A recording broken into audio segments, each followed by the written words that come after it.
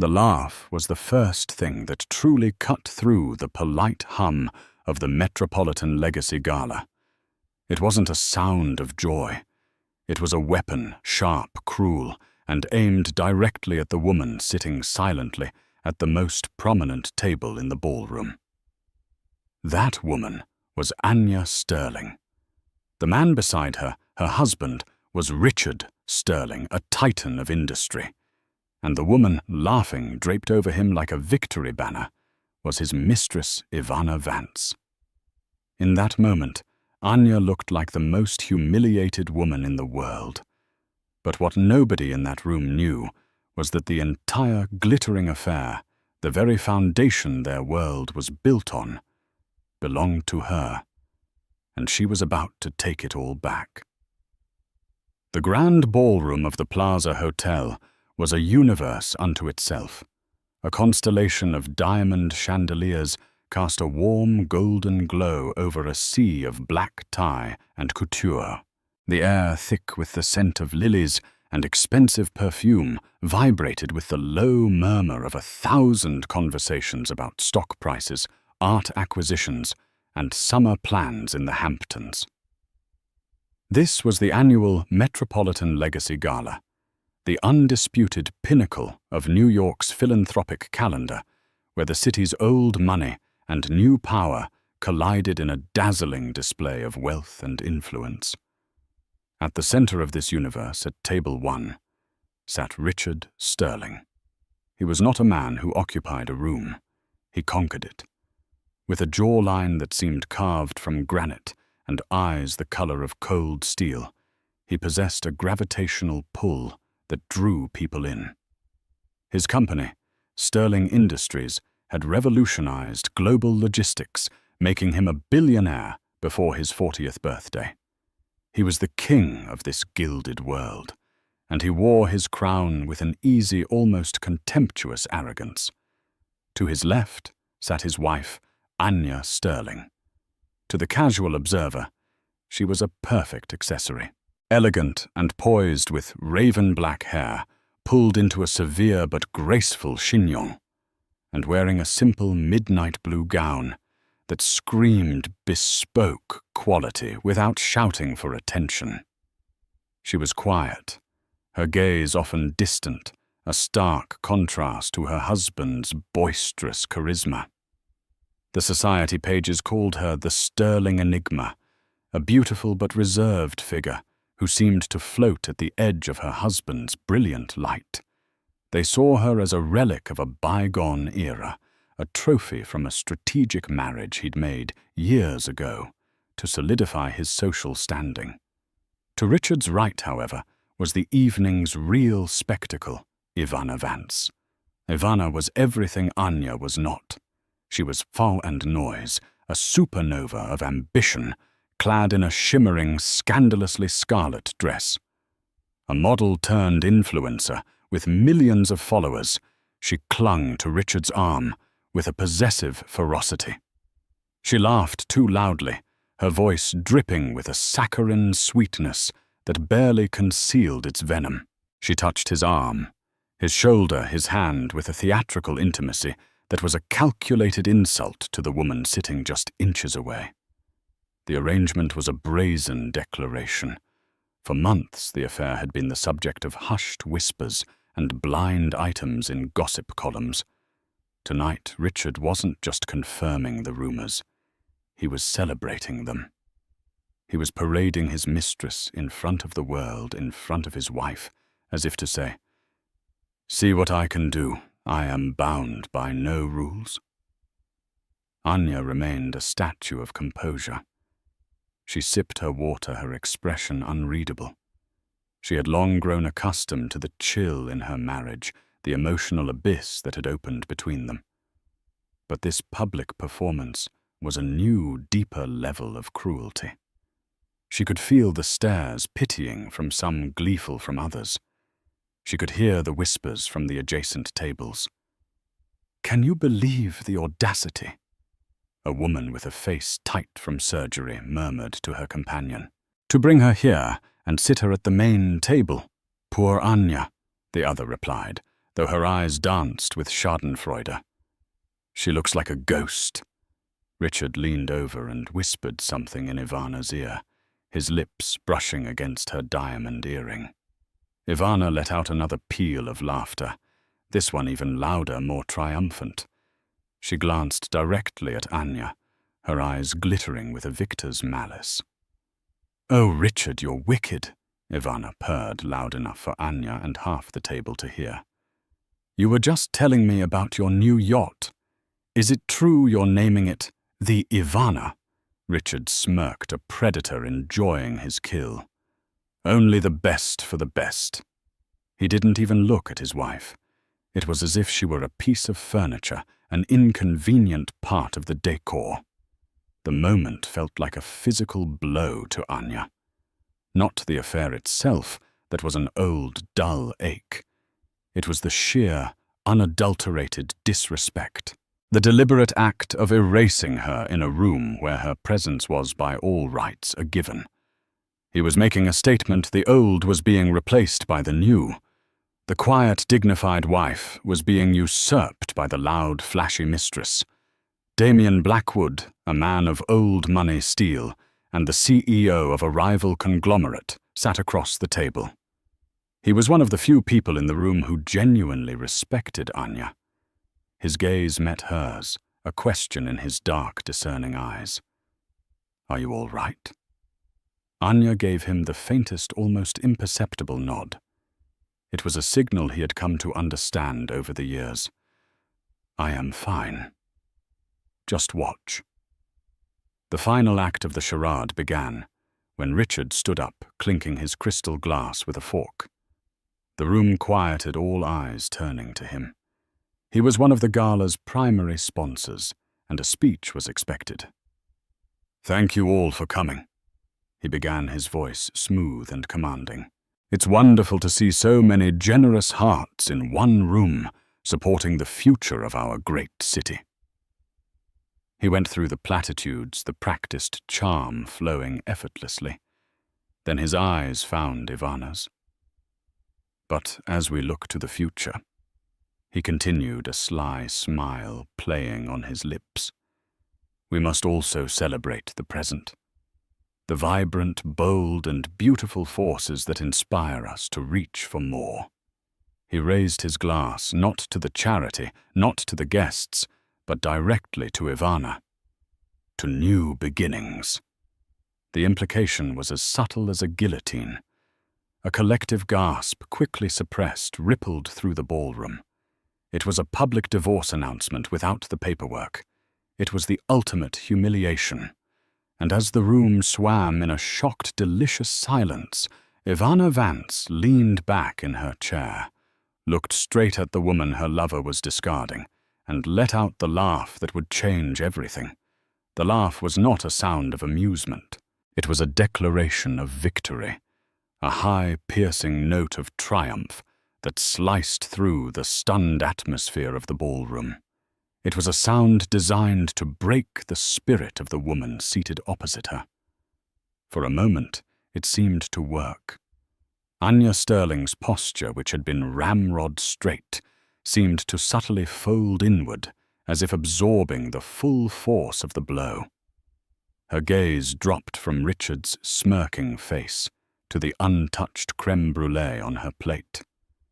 To everyone watching, this was the moment of her defeat. The quiet, dignified wife had finally been broken by the brazen, beautiful mistress. They saw a woman shattered, publicly shamed, with no recourse but to endure the indignity in silence. Richard certainly saw it that way. He gave Ivana's shoulder a triumphant squeeze, his expression a mixture of pride and pity for the woman he had so thoroughly conquered. But beneath the placid surface, Anya was not breaking. She was focusing. The laughter, the stares, the whispers. They were not arrows piercing her heart. They were simply data points, final confirmations of a conclusion she had reached long ago. For years she had lived in a state of suspended animation, playing the part of the dutiful wife Richard thought he had married. She had hosted his dinners, charmed his business partners, and maintained the elegant facade of their life, all while he grew more distant, more arrogant, more careless. She had stayed not out of weakness, but out of strategy. A promise made to her dying father was the anchor of her silence.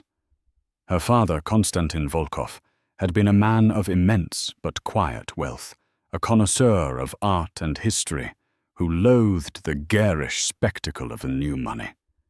He had built his fortune over generations, not in the volatile world of tech startups, but in stable foundational assets, land art, and rare commodities. He had distrusted Richard from the beginning. This man, Anya, Konstantin had told her on his deathbed, his voice a papery whisper. He does not see you. He sees a name, a legacy he can acquire. He will use it, and when he thinks he has drained it of its value, he will try to discard you. He had made her promise one thing. Do not let him shatter what our family built. Before you act, let him show the world exactly who he is. Give him enough rope, and his own arrogance will build his gallows. For 5 years, Anya had honored that promise. She had given Richard the rope, and tonight he had finally finished building his gallows, complete with a public viewing. It is time, a voice in her head, calm and clear, as a ringing bell announced. Her gaze lifted from her plate. It swept past Ivana, who was still preening under the attention, and past Richard, who was accepting condescending pats on the back from his sycophants. Her eyes found Damien Blackwood again. This time, there was no question in her look. It was a command. Now. Damien, who had been watching the scene with a thunderous expression, understood immediately. He had been a friend of the Volkov family, long before Anya had become Mrs. Sterling. He was one of only 3 people in the world who knew the full, staggering truth of her identity. He gave a single sharp nod, his jaw set. He subtly took out his phone beneath the table and sent a pre-written text message, "Initiate." Anya took a slow, deliberate sip of water. The cold liquid was grounding. She placed the glass back on the table with a soft click that seemed in her own mind to be the sound of a starting gun. She felt a strange serenity descend upon her, the calm that comes when a long-awaited, inevitable battle is about to begin. The humiliation was a fire, but it wasn't consuming her. It was forging her. The pain was real, but it was being transmuted into fuel. She thought of the years of quiet work, the late nights spent in her private study, a place Richard never entered, dismissing it as where she dabbled in her little hobbies. Her little hobby was managing the Elysian Trust, the largest and most enigmatic philanthropic foundation in the world. It was her creation, funded entirely by the Volkov family fortune, a legacy she had not just preserved but multiplied 100-fold. Its endowment was so vast it dwarfed the GDP of small nations. Its influence was legendary. The trust was famously anonymous. Its founder and sole benefactor was known to the world only as the benefactor, a mysterious figure who moved mountains with a pen stroke but had never been seen or identified. The grants from the Elysian Trust had funded the new wing of the very museum. Hosting the gala had endowed professorships at every Ivy League university, had financed breakthrough medical research, and had saved countless orchestras and theaters from bankruptcy. Everyone in this room had in some way benefited from or desperately craved the favor of the Elysian Trust. They spoke of the benefactor with a reverence usually reserved for deities, and Richard, in his infinite arrogance, had never once made the connection. He saw his wife's family money as a quaint, dusty old fortune he had absorbed into his own dynamic empire.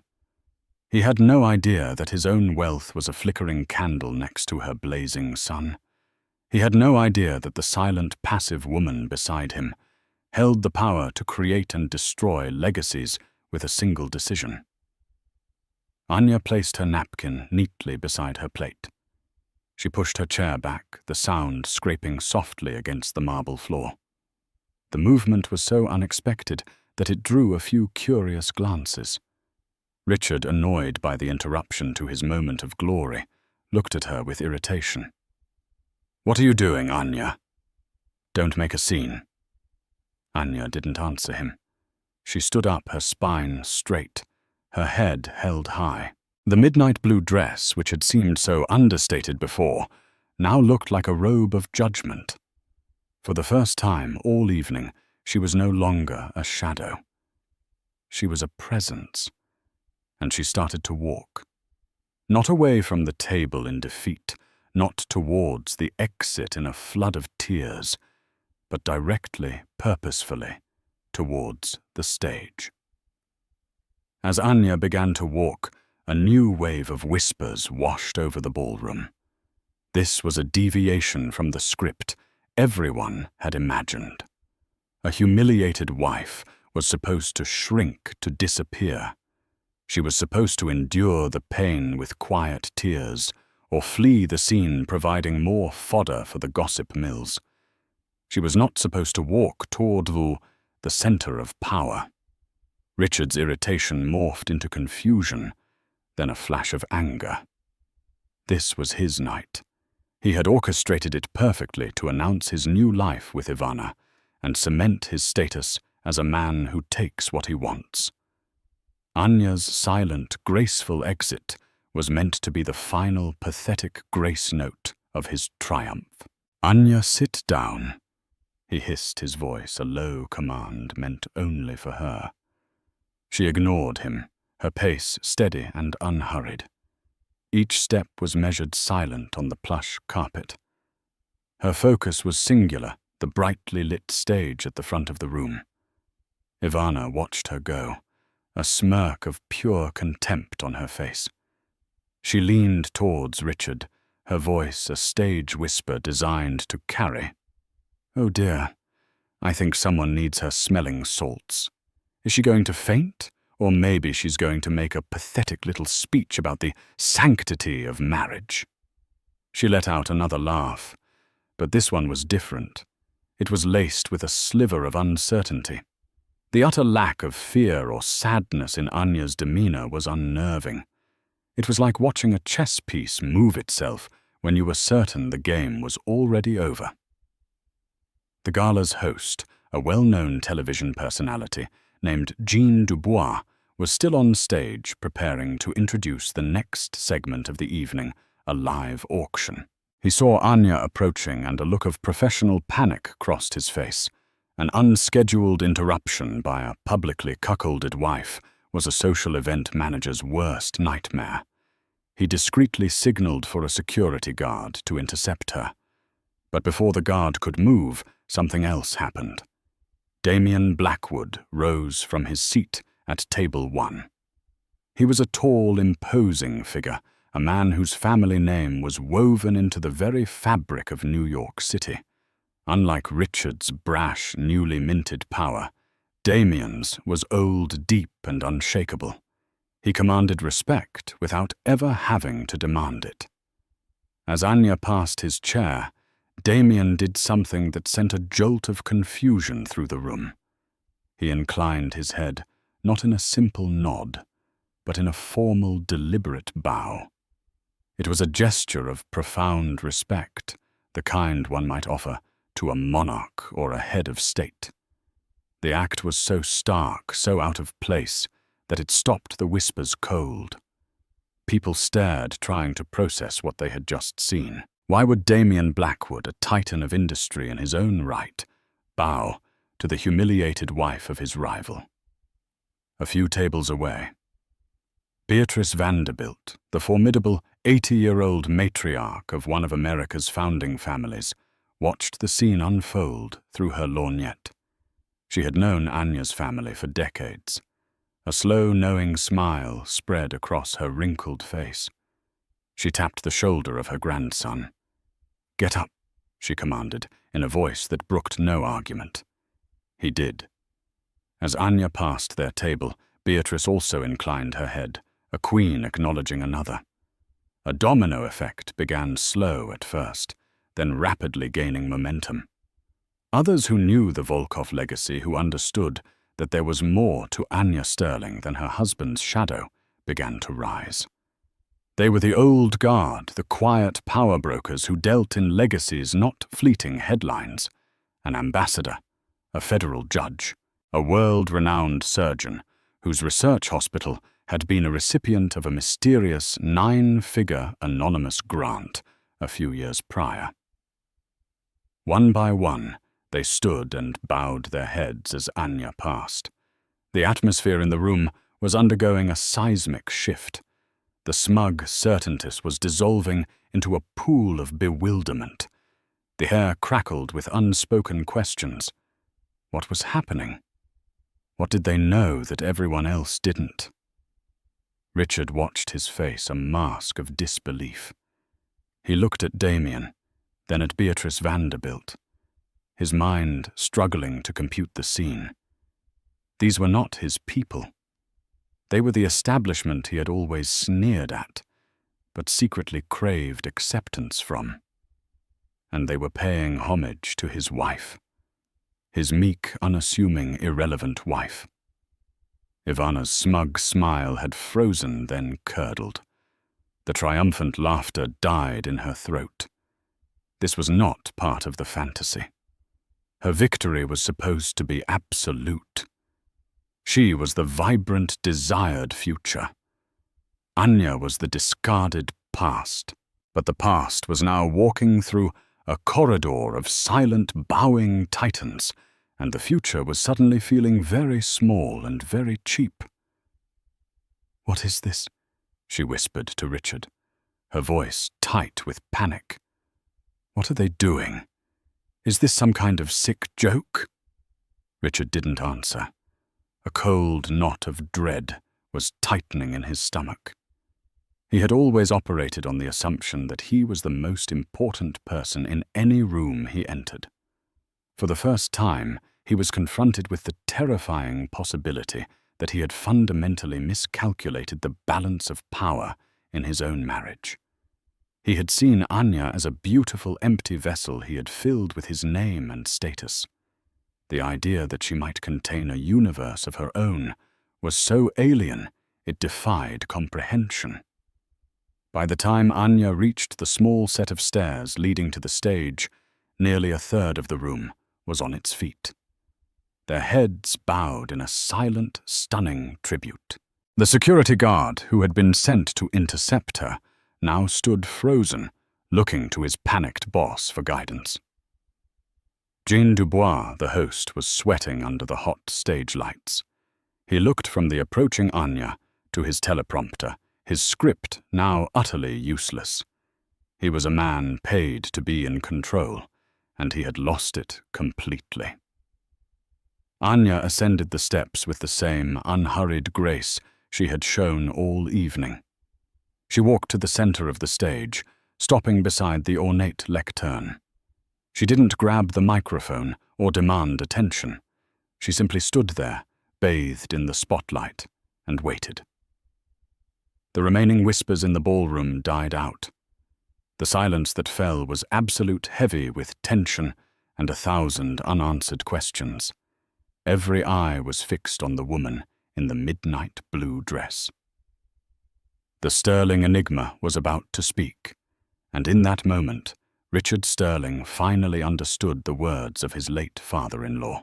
He had been given the rope, and the noose was now tightening around his neck. On the stage, Anya stood in the pool of light, a solitary, resolute figure. For a long moment, she did not speak. She simply surveyed the room, her gaze sweeping over the sea of stunned faces. She saw the confusion, the dawning curiosity, and on the faces of Richard and Ivana, a burgeoning terror. The power in the room, once so firmly centered on her husband's table, had shifted entirely. It now emanated from her. Jean Dubois. The host finally broke from his paralysis. He scurried over to her, his professional smile looking more like a pained grimace. "Mrs. Sterling," he whispered, his voice trembling slightly. "This is, an unscheduled part of our program. Is there something I can help you with?" Anya turned her head to look at him, her expression calm but unyielding. "You can introduce me, Mr. Dubois, but you will use my real name." Dubois blinked, utterly baffled. "Your real name, I don't understand." From the floor, Damien Blackwood's voice, deep and resonant, cut through the silence. "Her name is Anya Volkov." The name landed like a stone in a still pond. Volkov. It wasn't an unknown name, but it was one associated with a level of discreet, almost mythical wealth that made tech billionaires like Richard Sterling look like lottery winners. The Volkovs did not grace the covers of magazines. They did not build glass towers with their names on them. They endowed museums, owned vast tracts of land, and possessed art collections that were the secret envy of national galleries. They were the foundation, the bedrock upon which much of this glittering world was built. And they were famously intensely private. Dubois's eyes widened in comprehension.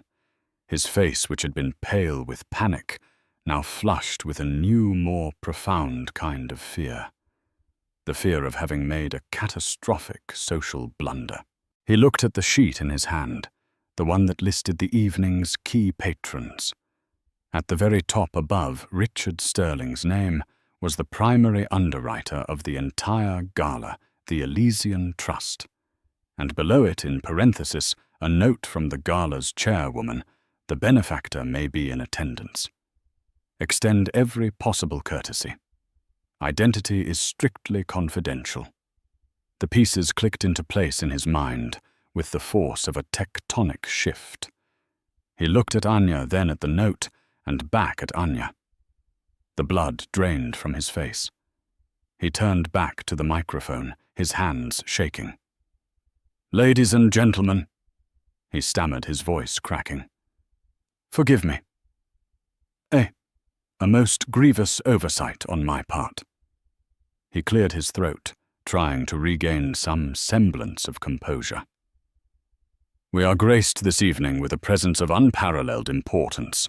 It is my profound and humbling honor to introduce the woman responsible not only for the success of this gala, but for the very existence of the new pediatric wing at Metropolitan Hospital, the Volkov wing at the Met, and countless other institutions that define our city." He took a deep breath, his voice filled with an awe that was entirely genuine. "Please show your respect for the founder and sole benefactor of the Elysian Trust, Ms. Anya Volkov." If Damien Blackwood's bow had been a tremor, this announcement was the earthquake. A collective audible gasp swept the ballroom. It was a sound of shock, of disbelief, and of sudden blinding enlightenment. The Sterling enigma, the anonymous benefactor. They were one and the same. The quiet, overlooked wife was the single most powerful philanthropic force on the planet. Now the bowing made sense. Now the deference from the old guard was clear. They weren't just respecting the wife of a powerful man. They were paying tribute to their queen. The rest of the room, the ones who had been whispering and sneering, scrambled to their feet. The sound was a frantic rustle of silk and wool as hundreds of people rose in unison, their heads dipping in a wave of hasty, desperate reverence. They were bowing to the woman who held the keys to their legacies, their pet projects, their social survival. The woman they had been pitying moments before was now the arbiter of their ambitions. At table 1, Richard Sterling remained seated, frozen in his chair. It was as if his muscles had turned to stone. Anya Volkov, the Elysian Trust. The words echoed in the cavern of his mind, dismantling his reality piece by piece. All those years he had sneered at her little charity work, her quiet management of what he thought was a modest family portfolio. He had seen himself as the titan, the builder, the one with real power. He had believed he was the sun, and she was a pale moon reflecting his light. He was wrong. He had been a court jester performing for a silent empress. His gaze fell upon Ivana. Her face was a canvas of horror. The color had drained from her cheeks, leaving behind a pasty, terrified mask. The scarlet dress that had seemed so bold and defiant now looked cheap and gaudy.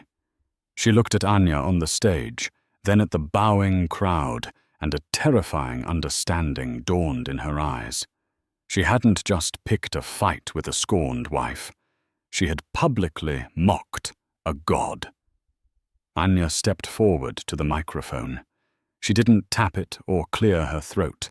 She simply began to speak her voice, as calm and clear as it had been in her own mind just a short while ago. It was not the voice of a woman scorned, but of a CEO delivering a final unappealable verdict. "Thank you, Mr. Dubois." She began, her words amplified throughout the silent hall.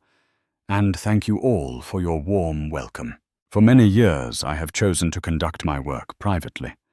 I believe philanthropy should be about the cause, not the individual." Her eyes scanned the room, and for the first time they locked directly onto Richard's. There was no fire in her gaze, no hatred. There was something far more terrifying indifference. "I founded the Elysian Trust on a single principle inherited from my father, that true strength is not loud but enduring. It is about building legacies that last, not chasing headlines that fade." She paused, letting the words hang in the air. Every word was a dagger aimed at the core of Richard's entire existence. "However," she continued, her voice hardening almost imperceptibly, "it has become clear to me that in my desire for privacy, I have allowed certain misinterpretations to fester. Misinterpretations about where the true foundation of power lies in my own home." The room held its breath. This was no longer just a revelation. It was a reckoning. Anya's gaze remained fixed on her husband. The spotlight isolated them, creating a private stage for a public execution. Richard felt as though he were pinned by an entomologist's needle, a specimen of hubris to be studied and dissected. He couldn't look away. "My husband, Richard Sterling," Anya said, and the name, once a symbol of power, now sounded like a formal indictment, "has always been a man of immense ambition. He is skilled at acquisitions, at seeing value and taking it." She let a beat of silence pass, a silence so profound one could hear the frantic beating of Ivana's heart. "It seems his appetites have extended beyond the boardroom." A wave of nervous, suppressed coughs rippled through the audience. This was more direct, more brutal than anyone could have imagined. Anya was not just revealing her power, she was using it like a finely honed weapon. A partnership, whether in business or in marriage, must be built on a foundation of mutual respect. She continued, her voice level and devoid of emotion.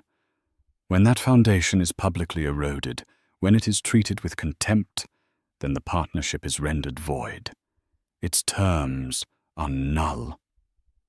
She turned her attention from Richard, a silent dismissal that was more damning than any insult, and addressed the room at large. "The Elysian Trust has always operated independently of my husband's company, Sterling Industries. However, due to our marital connection, there has been an implicit association, an assumption of a shared ethos, an assumption that I must now formally correct." Her eyes found the chairman of the gala, a man named Marcus Thorne, who looked as if he was about to have a coronary. "Mr. Thorne, effective immediately, The Elysian Trust will be severing all formal and informal ties with Richard Sterling and any entity under the umbrella of Sterling Industries. The gasp this time was not of surprise, but of pure shock. It was a death sentence delivered in the calmest of tones.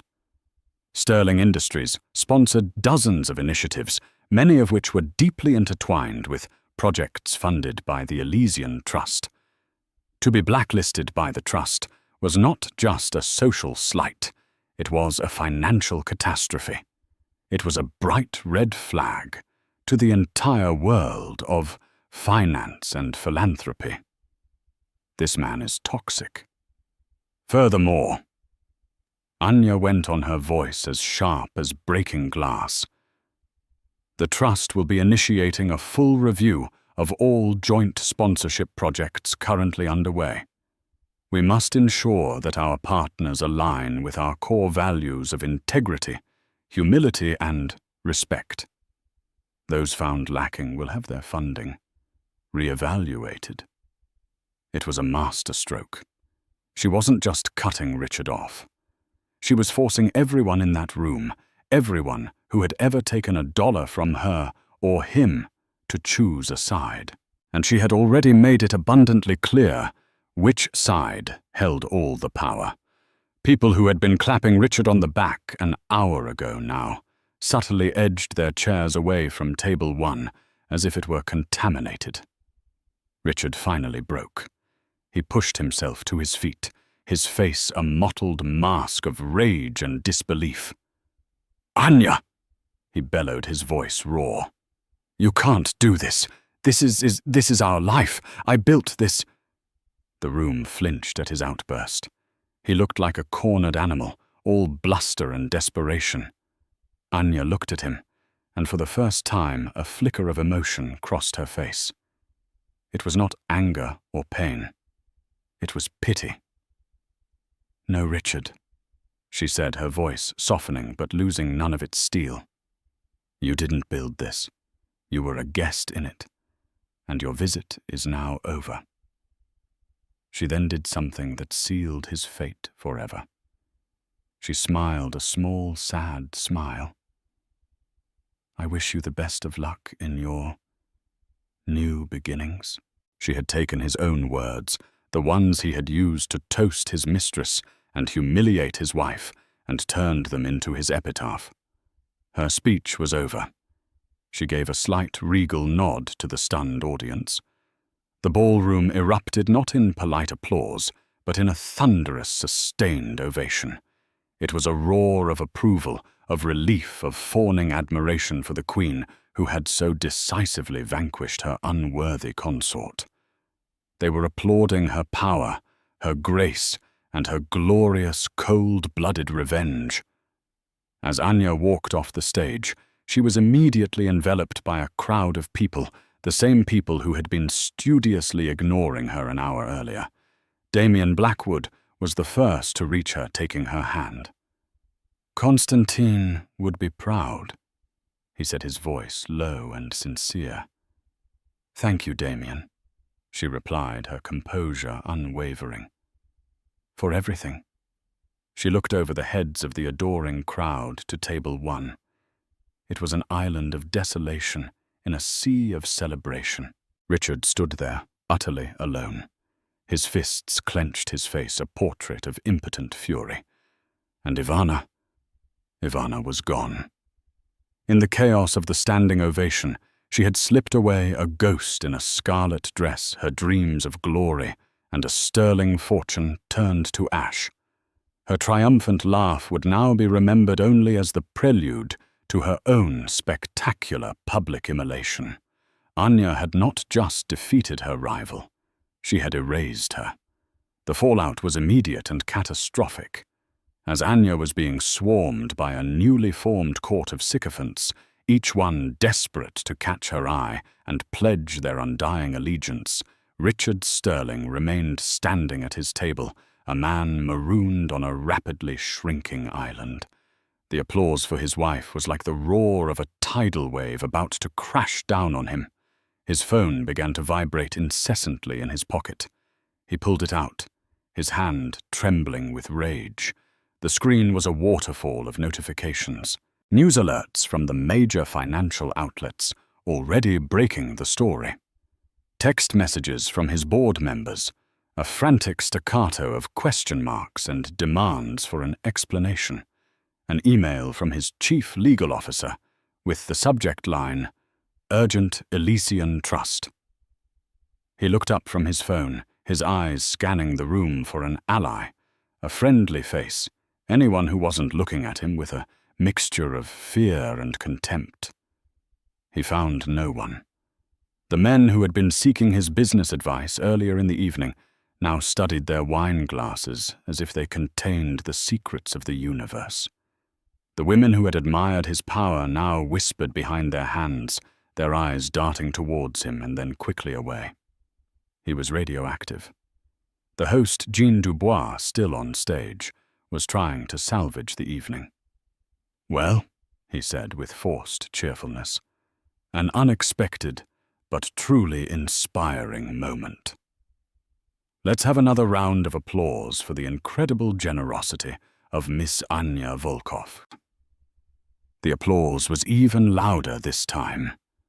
Anya, with Damien at her side, began a slow procession out of the ballroom, not as a fleeing victim, but as a triumphant monarch leaving the court. A path parted for her as she walked, people literally stumbling over themselves to get out of her way, or to offer a fawning compliment.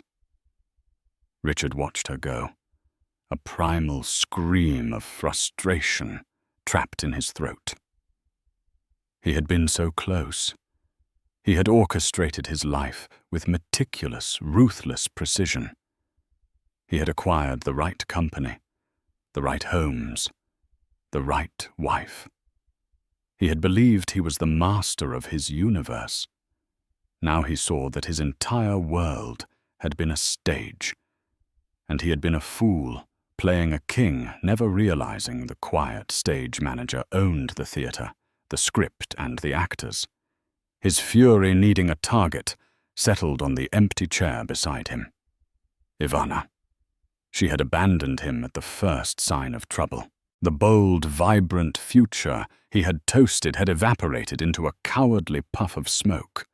His humiliation was now complete.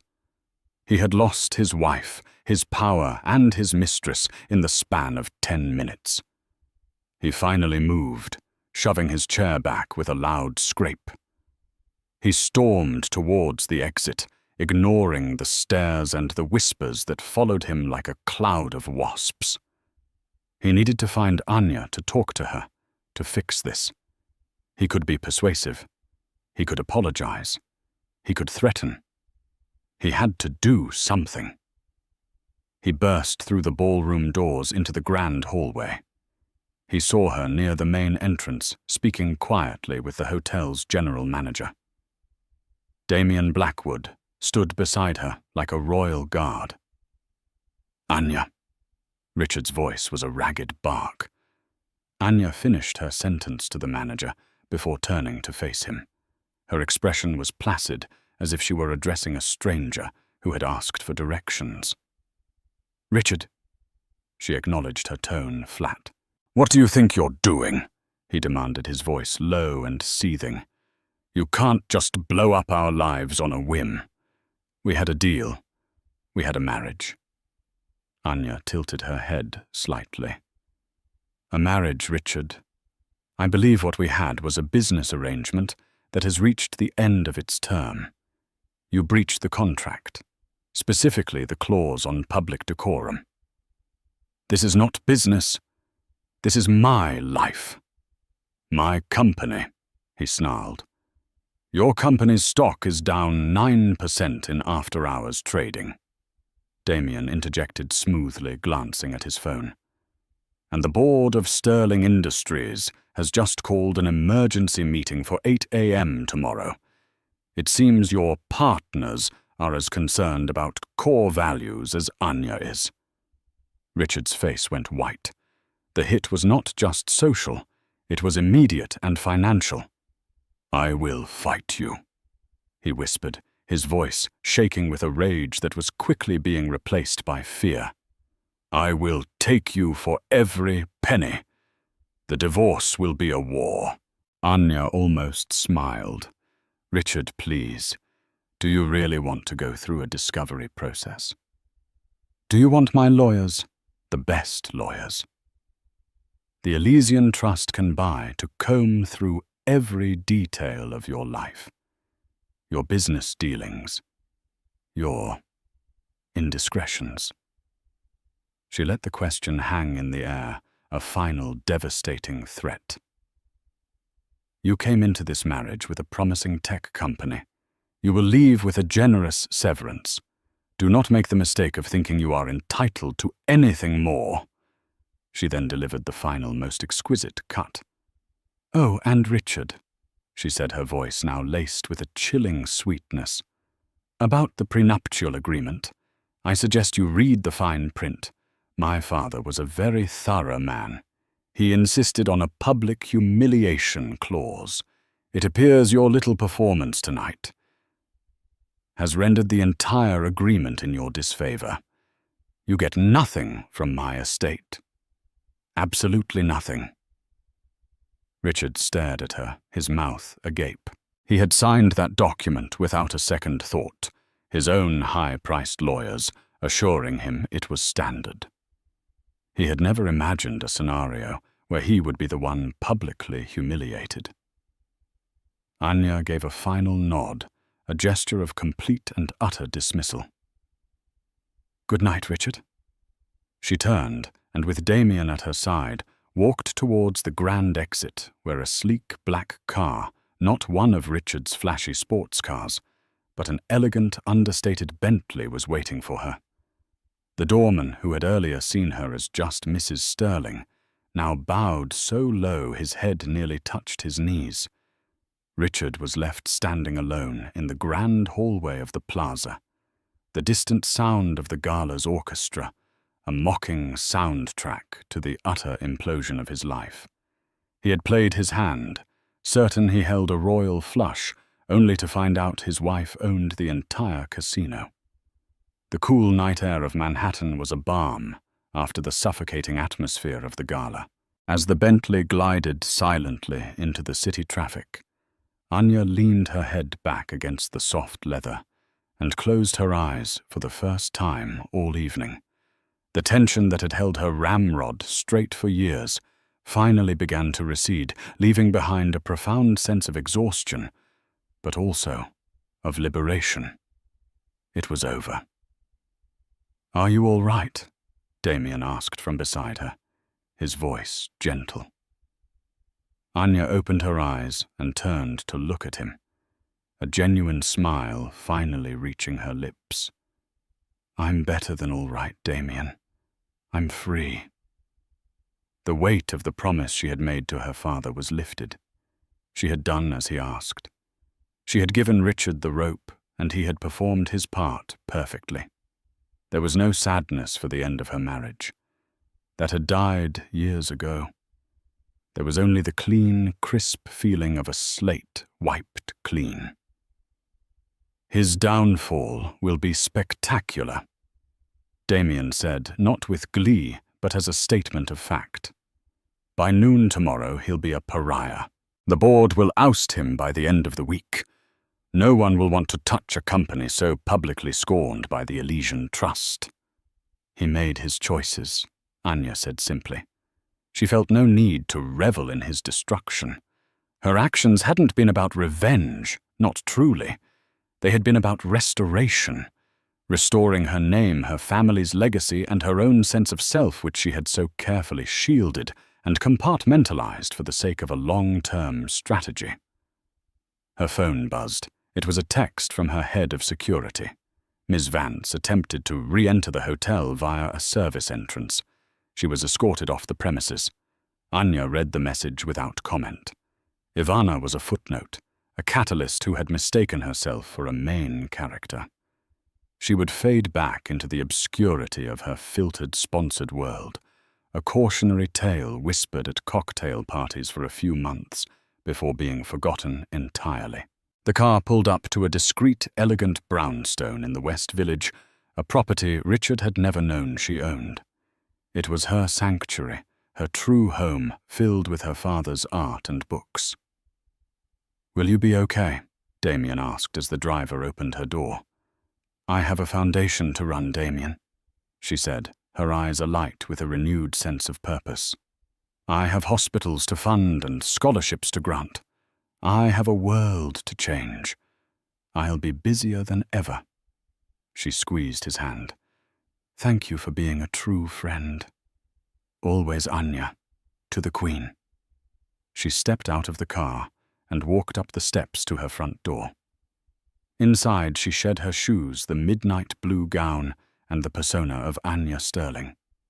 She was Anya Volkov again, fully and completely. She walked to the large bay window in her library, which overlooked a quiet, moonlit garden. She thought of Richard not with anger, but with a clinical detachment.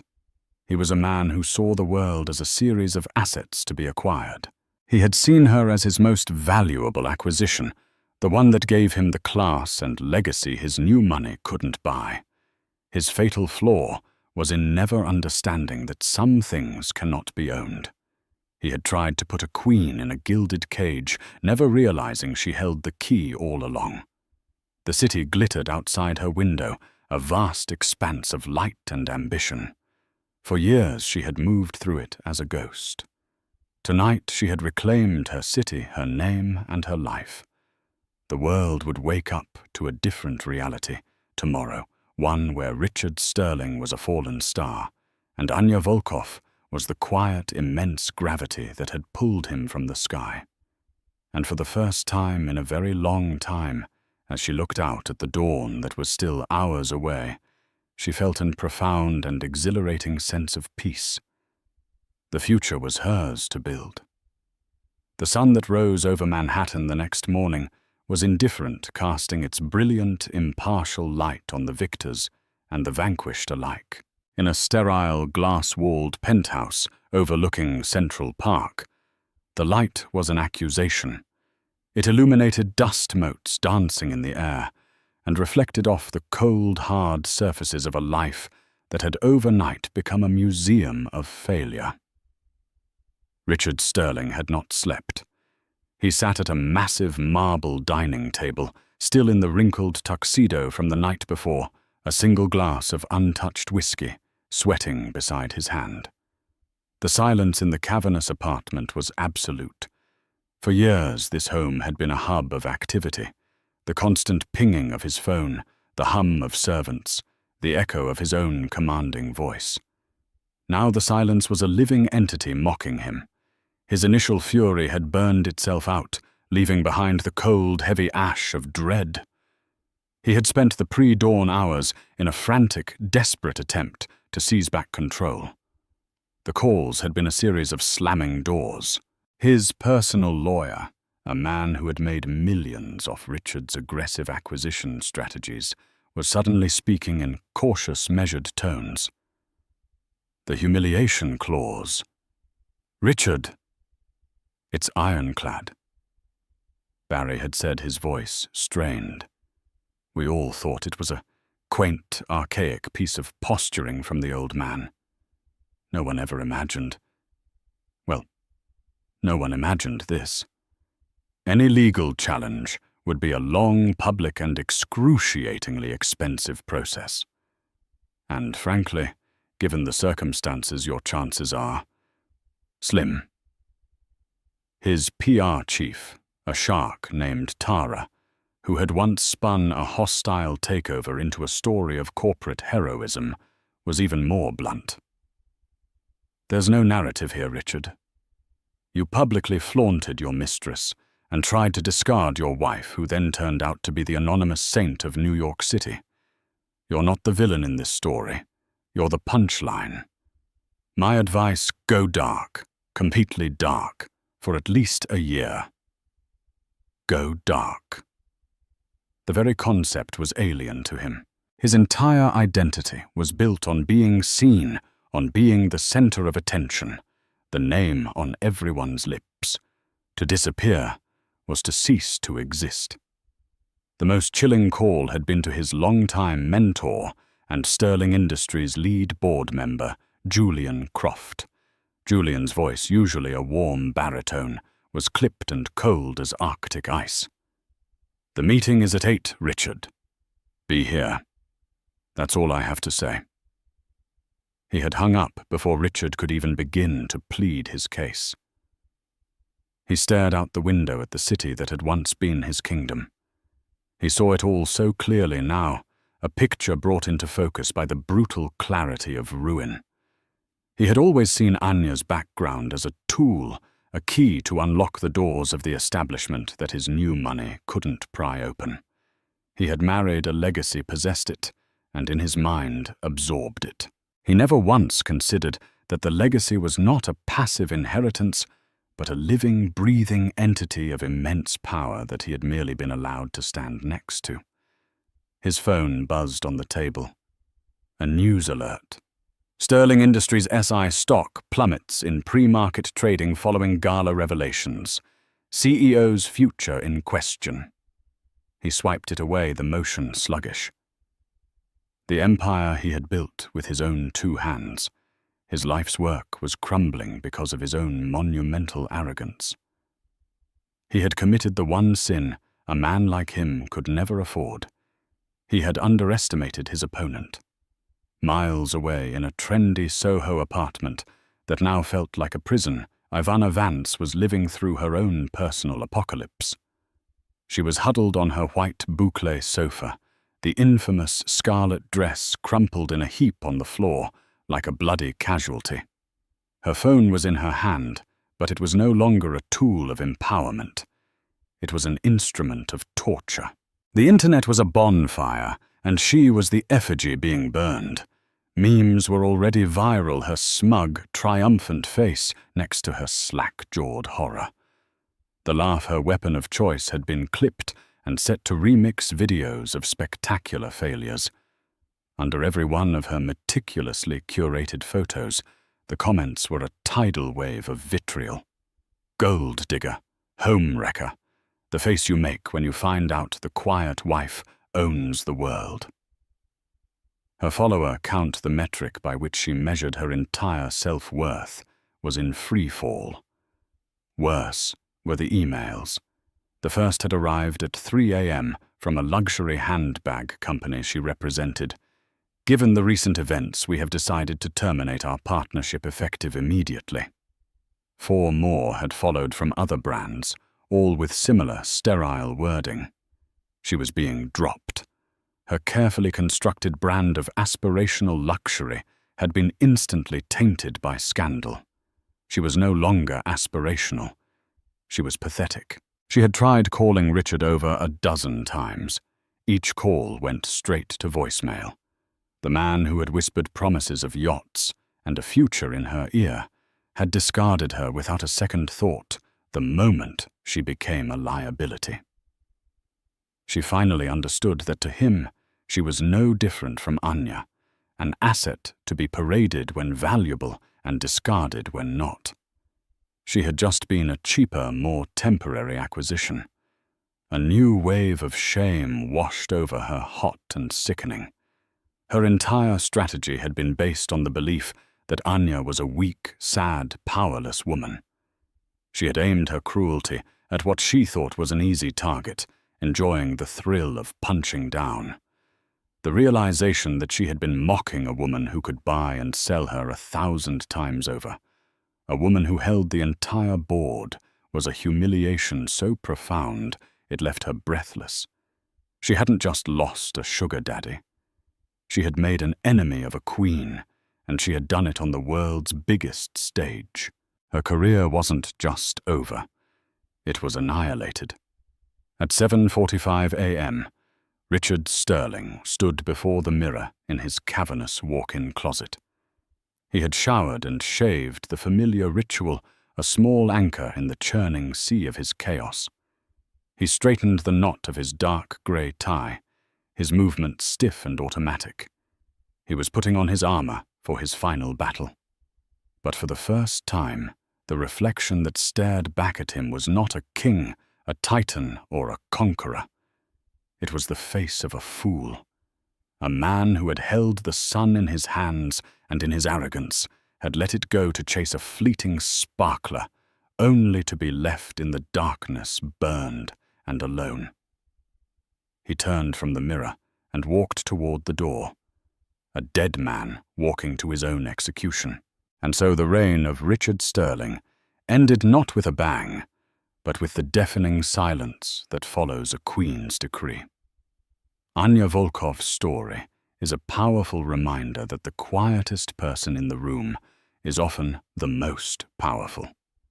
It's a lesson in the difference between the fleeting flash of arrogance and the enduring strength of integrity. Have you ever seen someone so spectacularly underestimate another person? What do you think? Richard and Ivana's first conversation was like after they both fled the gala. Let me know your thoughts in the comments below. If you love stories of sweet, sweet revenge and justice served cold, make sure you hit that like button. Share this video with someone who needs to see a true queen in action. And most importantly, subscribe to our channel for more tales of drama and twists that feel like they're ripped straight from real life. Thank you for listening. Have you ever been made to feel completely worthless by someone you once loved? What happens when the person who called you a nobody is forced to watch as you're treated like royalty by the one man he idolizes? This is the story of Amelia, a woman whose world was shattered by a cruel public insult from her ex-husband. She was ready to disappear to accept the lie that she was insignificant. But in a single breathtaking moment, a reclusive billionaire turned the tables in the most spectacular way, not just changing her life, but destroying the man who broke her.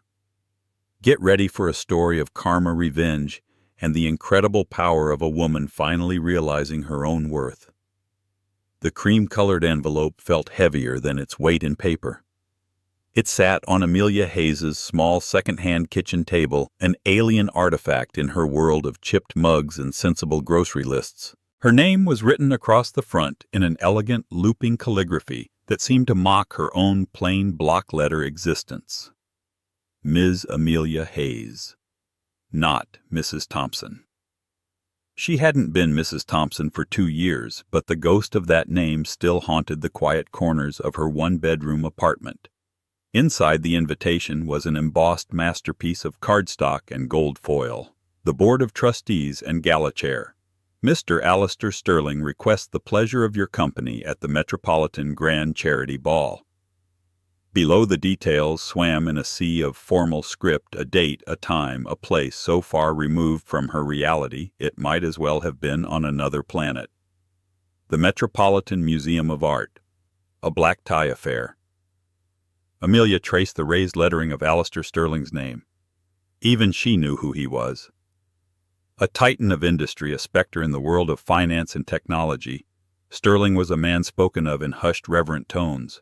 He was notoriously private, a modern-day Howard Hughes who rarely made public appearances. To be hosting this year's most exclusive charity event was major news. To have invited her was a mistake. It had to be a clerical error, a mailing list mix-up. Her ex-husband Mark Thompson was the one who belonged in these circles. During their 12-year marriage, she had been his plus one, a silent accessory, polished and positioned to reflect his own growing ambition. She wore the right dresses, smiled at the right people, and kept her own thoughts, her own dreams tucked away like old photographs in a dusty album. Her dream had been art, specifically the intricate, delicate art of jewelry design. In the small workshop she'd set up in a spare room of their sprawling suburban home, she would lose herself for hours coaxing silver and semi-precious stones into miniature sculptures. They were pieces that told stories, a nebula captured in a cluster of sapphires, a forest floor in the filigree of a silver leaf. Mark had called it her little hobby. "It's cute, honey," he'd say, glancing in for a moment before heading off to a late-night meeting. "But you're not going to make a living selling trinkets at a craft fair." He wasn't cruel about it, not at first. It was a gentle, patronizing dismissal that was somehow worse.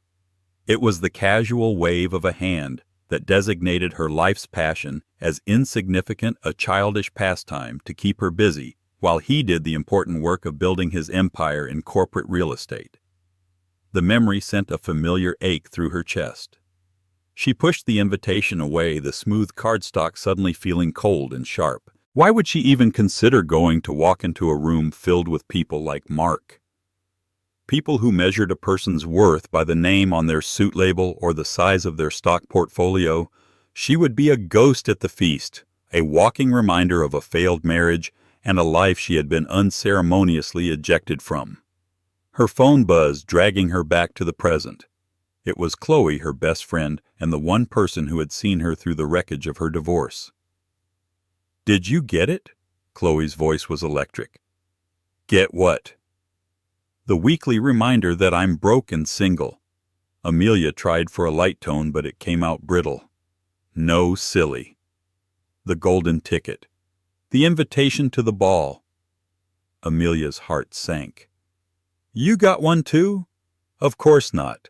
My invitation came in the form of you, my darling friend, telling me all about it. I saw your name on the preliminary guest list. My cousin works for the event planner." I almost screamed. "Amelia, you have to go." The guest list. The words hung in the air. This wasn't a mistake. She was intentionally invited. But why? She hadn't done anything of note. Since the divorce, her life had been a quiet tapestry of rebuilding. She worked a stable but unexciting job as an administrative assistant at a small architectural firm. Her nights and weekends were spent in her tiny new workshop, a converted walk-in closet where she poured all her pain, her hope, her resilience into her craft. She had started a small, anonymous online shop selling a few pieces here and there under the simple moniker AH Designs. It paid for her materials and the occasional nice bottle of wine, but it was hardly the stuff of high society. "I can't, Chloe." Amelia said the words tasting like defeat. "I have nothing to wear. I don't belong there. Mark will be there." The name landed with a thud. Mark and his new fiancée, Isabella Vance, a woman whose pedigree was as flawless as her bone structure, would undoubtedly be the center of attention. The thought of seeing them, of enduring their pitying smiles or worse, their complete indifference, was suffocating. "All the more reason to go." Chloe insisted, her voice fierce. "You can't let him keep you small, Ames. You've spent 2 years building yourself back up. Don't hide. Walk in there with your head held high and remind him of what he lost. Remind yourself what he lost." Mark hadn't seen it as a loss. He'd seen it as an upgrade. He had shed his starter wife for the newer, shinier model who could better navigate the social stratosphere he was so desperate to conquer. "And as for what to wear," Chloe continued, her voice softening, "I think you know the answer to that. You've got a closet full of masterpieces, not dresses, jewelry. Wear that simple black dress we bought last year. And Amelia, wear the nightingale." Amelia's breath caught in her throat. The nightingale. It was her magnum opus, a piece she had finished just last month. A brooch crafted from hammered sterling silver shaped into a bird. In mid-song, its throat a single perfectly cut sapphire that seemed to hold the very color of twilight. Its wings were an impossible lattice of silver filigree, and its eye was a tiny winking diamond. It was the most beautiful, most personal thing she had ever made. She'd poured a year of lonely nights and silent tears into it. It was her soul rendered in metal and stone. To wear it in a place like that, it felt like walking into a lion's den, wearing her own heart on her lapel. "I don't know, Chloe." "Trust me," her friend urged. "It's time for the world to see you. Not Mrs. Thompson, the quiet wife, but Amelia Hayes, the artist." Later that night, long after the call had ended, Amelia stood before her mirror. The invitation lay on her dresser. In a velvet-lined box, the nightingale brooch rested, its sapphire eye catching the dim lamplight. Chloe's words echoed in her mind. "Remind yourself." Maybe this wasn't about Mark at all. Maybe it wasn't about impressing anyone. Maybe it was about proving to the woman in the mirror that she was no longer just a +1, that she was worthy of her own invitation. Taking a deep, shaky breath, she made a decision. She would go. The week leading up to the gala was a blur of anxiety and meticulous preparation. Amelia couldn't afford a designer gown, so she followed Chloe's advice, retrieving the simple, elegant black sheath dress they had found on a clearance rack months ago. It was unassuming a canvas. Its purpose was not to draw attention to itself, but to the art it would carry. She spent hours polishing the nightingale brooch until the silver gleamed like moonlight, and the sapphire pulsed with an inner fire. It was her armor. The night of the ball, as the taxi pulled up to the grand floodlit entrance of the Metropolitan Museum of Art, Amelia felt a wave of nausea.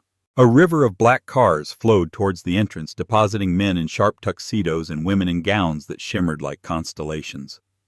This was a world of effortless wealth and inherited confidence, two things Amelia had never possessed. "You belong here," she whispered to her reflection in the taxi window, the words a fragile prayer. She paid the driver, clutching her small handbag, and stepped out into the crisp autumn air. The flash of cameras was blinding. She instinctively flinched, but the photographers weren't looking at her. Their lenses were aimed at the stream of socialites, celebrities, and power brokers gliding up the iconic steps. She was invisible, a tiny gray moth fluttering at the edge of a bonfire. The thought brought a strange sense of relief. She could slip in, observe from the shadows, and slip out again. Inside, the great hall had been transformed into an enchanted forest. Towering floral arrangements reached towards the vaulted ceiling, and the air hummed with the sound of a string quartet and the murmur of 100 conversations. Amelia accepted a glass of champagne from a passing waiter, the cool crystal a welcome anchor in the overwhelming sensory tide. For the first hour her plan worked. She found a quiet alcove behind a marble statue and simply watched. It was like observing a fascinating alien ecosystem. Women with impossibly smooth faces laughed without creasing their makeup. Men with booming voices clapped each other on the back, their talk a mix of stock prices and sailing trips. It was Mark's world in all its glittering hollow splendor. And then she saw him. He was holding court near the grand staircase, looking every bit the master of the universe in a custom-tailored Tom Ford tuxedo. On his arm was Isabella Vance. She was breathtaking, draped in a crimson gown that clung to her like a second skin, a cascade of diamonds around her throat. They were a power couple, a portrait of success, and the sight of them together sent a sharp, familiar pang through Amelia's heart. It wasn't jealousy, not anymore. It was the sting of a memory of a life that had once been hers, however ill-fitting it had been. She tried to turn to melt back into the shadows, but it was too late. Isabella's sharp eyes, constantly scanning the room for rivals and admirers, landed on her. A flicker of confusion crossed her perfect face, followed by a slow, condescending smile. She leaned in and whispered something in Mark's ear. Mark turned. His confident smile faltered for a fraction of a second as he registered her presence. He recovered quickly, his expression settling into a mask of polite indifference, but Amelia knew him. She saw the flash of annoyance in his eyes. Her being here was an inconvenience, a wrinkle in his perfectly curated evening. They began to walk towards her. Amelia's blood ran cold. Every instinct screamed at her to flee, but her feet were rooted to the floor. This was the moment she had been dreading. "Amelia," Mark said, his voice smooth and devoid of any real warmth. "What a surprise to see you here." The implication was clear. "What is someone like you doing in a place like this, Mark?" "Isabella." Amelia replied, her own voice miraculously steady. She met Isabella's gaze.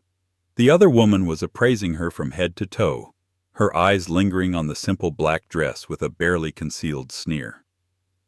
"I must say I'm shocked," Isabella purred, her voice as sharp as broken glass.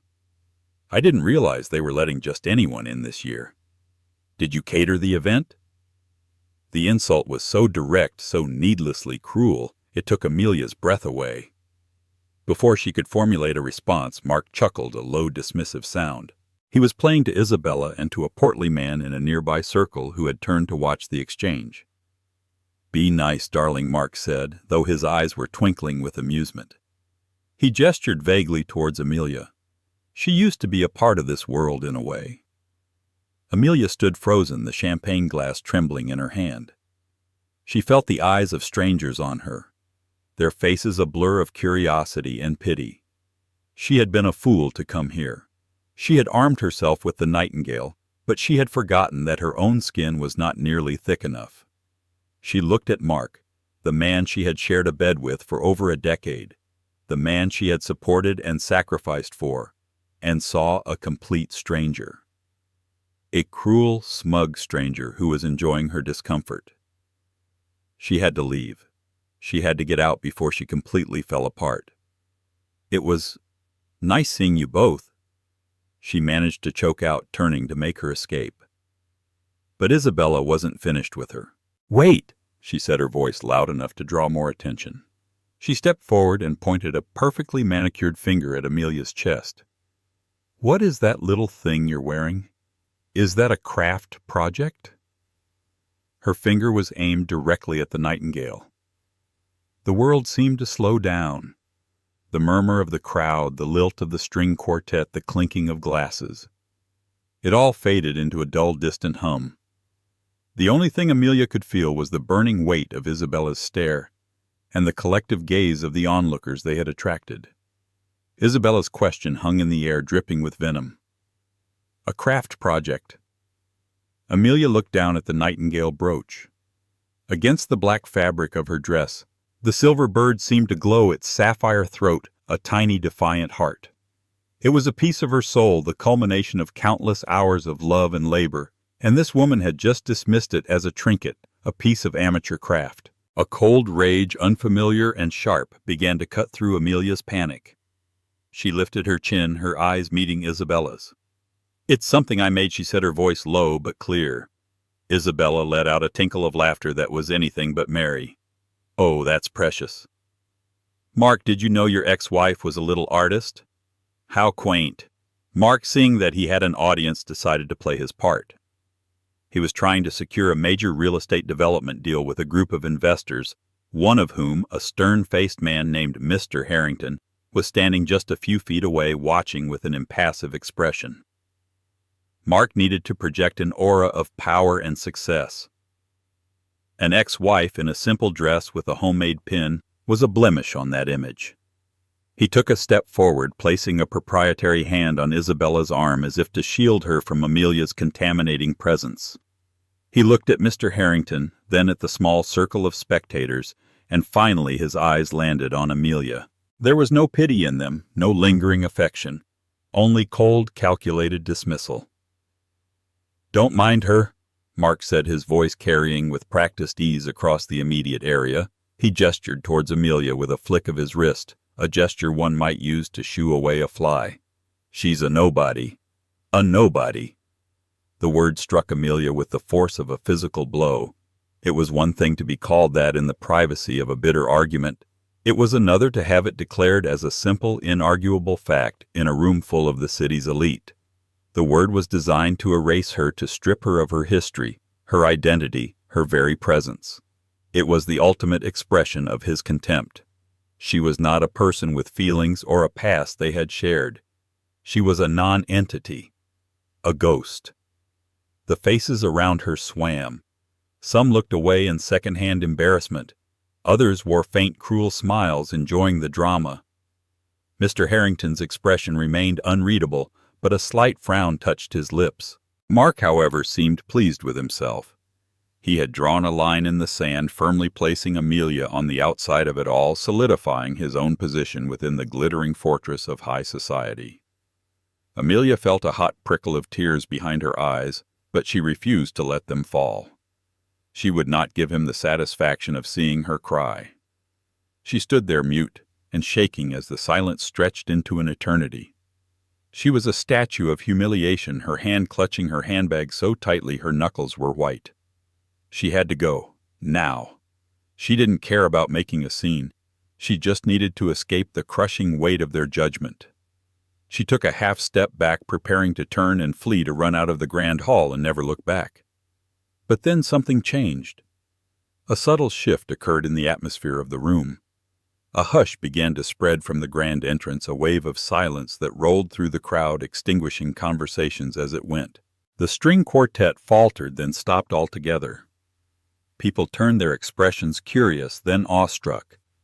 The collective gaze of the entire gala shifted from the small, pathetic drama near the staircase to a single point at the top of it. Standing there, flanked by 2 security guards, was a man who commanded attention without demanding it. He was tall and lean, with silver-streaked dark hair and eyes that seemed to absorb the light around them. He wore a simple, impeccably tailored black tuxedo, no frills, no flash. He didn't need it. His presence alone was an event. It was Alistair Sterling. He surveyed the silent room with a calm, discerning gaze. Mark's jaw went slightly slack. He straightened his tie, a look of naked ambition and reverence on his face. This was the man he had been trying to get a meeting with for over a year. The man whose partnership could elevate his company into the stratosphere. Alistair Sterling began to descend the staircase, his movements fluid and deliberate. The crowd parted for him as if by instinct. He seemed to be heading towards the center of the room, towards the mayor and the other dignitaries. Mark subtly repositioned himself, hoping to catch the billionaire's eye. But Sterling didn't stop in the center of the room. He continued walking his path, unwavering, his gaze fixed. A knot of confusion and anticipation tightened in the hall. He was walking past the mayor. He was walking past the senators. He was walking directly towards their small frozen tableau of cruelty. Amelia's heart hammered against her ribs. He was looking right at them. No, not at them. He was looking at her. Mark froze completely, a look of utter bewilderment on his face. Isabella's smug smile faltered. Mr. Harrington watched, his eyebrows raised in surprise. Alistair Sterling stopped directly in front of their group. He didn't acknowledge Mark. He didn't even glance at Isabella. His intense, intelligent eyes were locked on Amelia, and in them she saw not pity, but a shocking, unmistakable glimmer of recognition and respect. He moved with a grace that was mesmerizing. Before anyone could speak, before Amelia could even breathe, he took her free hand. His touch was warm and firm. He brought her trembling fingers to his lips, and bowing his head in a gesture of profound deference that belonged to another century, he kissed her hand. The entire room held its breath. Mark Thompson stood frozen, his face a perfect mask of disbelief and horror. The billionaire, the untouchable titan, the man he idolized, was kissing the hand of the woman he had just declared to be a nobody. Then Alistair Sterling spoke, his voice quiet, but carrying with absolute authority in the stunned silence. "I've been searching for you everywhere, Miss Hayes." The silence that followed Alistair Sterling's words was absolute. It was a dense, heavy silence filled with the unspoken shock of hundreds of people witnessing the impossible. The universe had just tilted on its axis. The social hierarchy of the entire room had been dismantled and reassembled in a single bewildering moment. Amelia stared speechless. Alistair Sterling was still holding her hand, his thumb gently brushing against her knuckles. His gaze was direct and sincere, holding none of the pity she had expected, but rather an intensity that felt like a lifeline. Ms. Hayes. He knew her name, her real name. Mark's face had gone from disbelief to a ghastly pale white. His mouth opened and closed silently, like a fish gasping for air. This was a nightmare, a public career-ending hallucination. The man he had spent a year trying to impress was honoring the woman he had just publicly eviscerated. Isabella, for her part, looked as if she'd been slapped. The color drained from her face, leaving her crimson dress looking garish against her suddenly ashen skin. Her eyes darted from Sterling to Amelia, and back again, her sharp mind unable to compute the scene unfolding before her. I don't understand." Amelia finally managed to whisper, her voice trembling. A small, genuine smile touched Sterling's lips. It transformed his severe face, making him look approachable, almost kind. "Of course you don't. Allow me to explain." He released her hand, but remained standing protectively in front of her, creating a subtle barrier between her and the stunned figures of Mark and Isabella. He turned his head slightly, his gaze sweeping over the rapt audience before landing briefly and with icy coldness on Mark. For months, Sterling began his voice resonating with a quiet power that commanded the attention of everyone in the hall.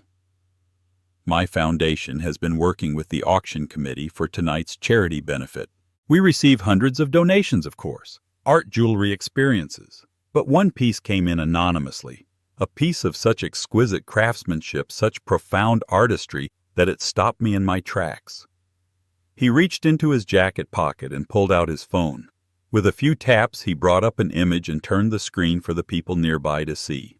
It was a professional, high-resolution photograph of a piece of jewelry displayed on a velvet cushion. It was the nightingale. A collective gasp went through the nearby crowd. Amelia's heart stopped. She hadn't donated it. She would never part with it. A wave of confusion washed over her. This brooch, Sterling continued, his eyes finding Amelia's again, which we have called the Nightingale's Song, was donated by a local gallery owner who purchased it from an online artisan a few weeks ago. He wished to remain anonymous, but he knew the piece was special and would fetch a significant price for the charity. He was right. Before the gala even began, the silent auction bidding for this piece surpassed every other item. We had collectors calling in from London, Dubai, and Hong Kong. He paused, letting the weight of his words sink in. He was not just complimenting her work. He was broadcasting its value to the very people who had just deemed her worthless. The only information the gallery owner had was the artisan's signature mark AH. For weeks, my team and I have been trying to identify this mysterious AH. I consider myself a connoisseur of fine jewelry, and I have never seen modern work with this much soul, this much poetry in its design. I had to meet the person responsible. He gestured towards Amelia's lapel, and then I walked in here tonight and saw it. The genuine article, worn by its creator. His gaze was one of pure, unadulterated admiration. He saw her. He saw the artist she had hidden away, the talent she had allowed one man's casual cruelty to diminish. Amelia Hayes. He said the name a proclamation. You are A.H. The revelation rippled through the hall. Whispers erupted. People were craning their necks, looking at Amelia with new eyes. She was no longer the pathetic ex-wife in a plain dress. She was a mysterious, brilliant artist, discovered and lauded by the most respected man in the city. Mark looked as if he was going to be physically sick. The craft project. The little trinket. He had mocked a piece that international collectors were fighting over. He had called its creator a nobody. Mr. Harrington, the investor. Mark was so desperate to impress, was now looking at Mark with an expression of undisguised contempt. The man was a fool. A man with such poor judgment and character could not be trusted with a 9-figure development deal. In that instant, Mark could feel his future crumbling to dust. Amelia's mind was racing. The online sale. It had been her biggest one yet, to a private gallery in upstate New York. She had been so thrilled for the money she hadn't given the buyer a second thought. To think that it had led to this. I don't know what to say, she stammered, overwhelmed. You don't have to say anything, Sterling said softly. Your work speaks for itself. But I, for one, would be honored if you would allow me to escort you to my table. There are a number of people who are desperate to meet the artist of the hour. He offered her his arm. It was a gesture of rescue, of elevation. To take it would be to leave her old life and the man who defined it behind in the dust, to step into a new world that just moments ago she believed she could never belong to. She looked at Mark's horrified face one last time. She saw the desperation, the panic, the dawning realization of the colossal mistake he had made. And for the first time she felt nothing. No pain, no anger, not even pity. Just a profound and liberating indifference. He was a stranger, a footnote in a chapter of her life that had just slammed shut. With a newfound sense of grace she didn't know she possessed, Amelia placed her hand on Alistair Sterling's arm. I would be delighted, Mr. Sterling, she said, her voice clear and strong. As Amelia took Alistair Sterling's arm, a path cleared before them as if by royal decree. The same people who had been looking at her with pity or disdain just moments before now smiled, their eyes filled with a new hungry curiosity. The power of Sterling's endorsement was absolute. He had not just validated her, he had anointed her. She spared one final glance over her shoulder. Mark was still frozen in place, a statue of ruin. Isabella was hissing something in his ear, her face contorted with fury. Their perfect power couple portrait had shattered. They were now the center of the wrong kind of attention, the focus of whispered gossip and scornful looks. The man who had judged Amelia so cruelly was now being judged by the entire room, and he was being found severely wanting. As Sterling led her through the grand hall, the buzz of conversation followed them. Amelia could hear snippets. Designs. I've heard of her. Can you believe he called her a nobody? That brooch is expected to break the auction record tonight. It was surreal. She felt as though she were floating, disconnected from the timid, insecure woman who had walked in here just a few hours ago. The hand on Sterling's arm was steady. Her back was straight. Sterling's table was in a prime location, a circular booth draped in velvet that offered a panoramic view of the gala. Seated there were a handful of the city's most influential figures, a Pulitzer Prize-winning journalist, the formidable curator of the museum, and a sleek, silver-haired woman whom Amelia recognized as Jacqueline Vance, a legendary fashion editor. As they approached, all eyes turned to them. Everyone, Alistair said, his voice calm, but with an undercurrent of excitement. I would like you to meet the artist I was telling you about. This is Ms. Amelia Hayes, the creative genius behind The Nightingale's Song. The table rose in a collective gesture of respect. Jacqueline Vance's notoriously critical eyes scanned Amelia, but instead of the expected dismissal, they lit up with genuine interest. Ms. Hayes, the editor, said, her voice a low, gravelly purr. Your work is sublime. The tension between the delicacy of the filigree and the strength of the form is simply masterful. It's a breath of fresh air. Amelia, who had read Jacqueline's magazine religiously for years, could only manage a starstruck thank you. Sterling seated her in the place of honor next to him and signaled a waiter. Ms. Hayes will have whatever she desires, he commanded before turning to her. Now tell us everything. Where did you study? What inspires you? For the next hour, Amelia found herself talking about her passion in a way she never had before. With Mark, she had always downplayed, it made it seem small to avoid his patronizing remarks. But here with these titans of culture, she spoke freely. She talked about her love for natural forms, her fascination with the way metal could be made to look as fragile as a spider's web, her belief that jewelry should be more than mere adornment, but a piece of wearable sculpture. They listened. They didn't just listen. They were captivated. They asked intelligent questions. They understood the language of her art. For the first time in her adult life, she felt truly, completely seen. Across the room, Mark's evening had devolved into a living hell. After Amelia had been swept away by Sterling, Mr. Harrington had approached him, his face a thundercloud. Thompson, he'd said, his voice clipped and final. My associates and I value judgment and character above all else. It's clear you possess neither. Consider our proposed partnership terminated. I suggest you don't contact my office again. He had turned and walked away without another word, leaving Mark reeling. That deal had been his masterpiece, the culmination of 2 years of work. It was gone. In the span of 10 minutes, he had lost everything he had been striving for. Isabella was ballistic.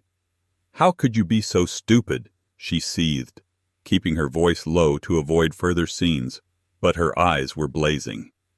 You humiliated me. You made us look like fools. You called Alistair Sterling's prized artist a nobody. How was I supposed to know? Mark shot back, his voice cracking with desperation. She was my wife for 12 years. All she ever did was tinker in that stupid little room of hers. She was nothing. But even as he said the words, they tasted like ash in his mouth. He was the fool. He had lived with a treasure, and had been too blind and arrogant to see it. He had thrown away a diamond because he thought it was a common stone. The irony was so bitter it choked him. He frantically tried to salvage the evening, approaching old contacts, trying to laugh off the incident, but it was no use. The tide had turned against him. People who had been eager to speak with him earlier now offered curt nods and turned their backs. His social currency had plummeted to zero. He was toxic. Back at Sterling's table, the auctioneer took the stage to announce the final bids for the marquee items. When he got to the Nightingale's song, a hush fell over the room. "The bidding for this anonymous, breathtaking piece has been fierce all evening," the auctioneer announced. "The current bid from a collector in Geneva stands at $250,000. Amelia almost choked on her champagne. $250,000. "For her brooch, do I have $275,000? The auctioneer called out. A paddle went up. $300,000. Another paddle. Alistair Sterling leaned over to Amelia, his eyes twinkling. "Watch this," he whispered. As the price climbed to a staggering $400,000, Sterling raised his own paddle for the first time. "I have a bid from our host," the auctioneer boomed, his voice filled with excitement.